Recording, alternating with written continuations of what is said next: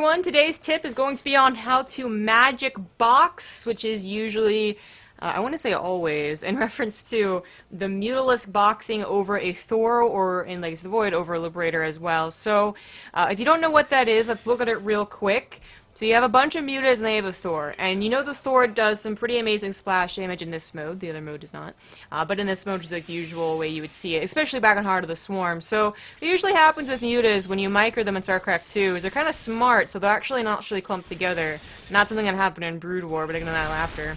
So you can see that one Thor actually takes out a huge chunk of mutas. Of course, this was very poor micro, but the point is, this would still take out a big chunk of mutas, even if they just kind of regularly aim moved on top of the Thor, because they will naturally clump on top of the Thor eventually, like that. So what you're going to do, right, to minimize the damage and look like a rock star is going to Magic Box, and this will look like this. If I press the right button, there we go. Alright, so that looks a lot different, right? And you totally wrecked that Thor, so how do you do it? It's pretty simple. As this guy moves away his charred bodies of his fallen brethren. So let's move him back a little bit. So you have them all clumped up. Let them weigh a little bit so they spread out again.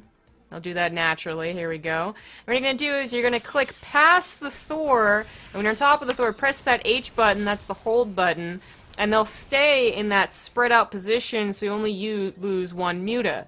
And as I said before, this does actually work against Liberators as well, just not usually seen as much versus Liberators, because there's usually more than one Liberator.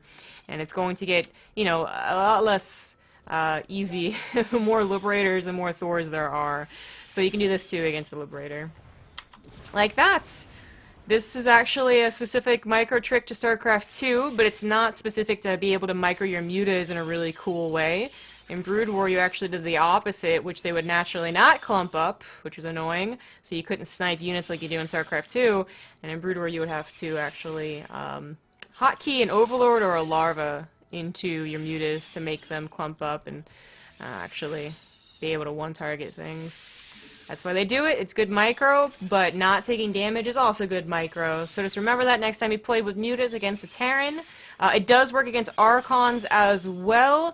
Anything with splash, basically. So do that next time you're playing with mutas. I'll see you guys next time.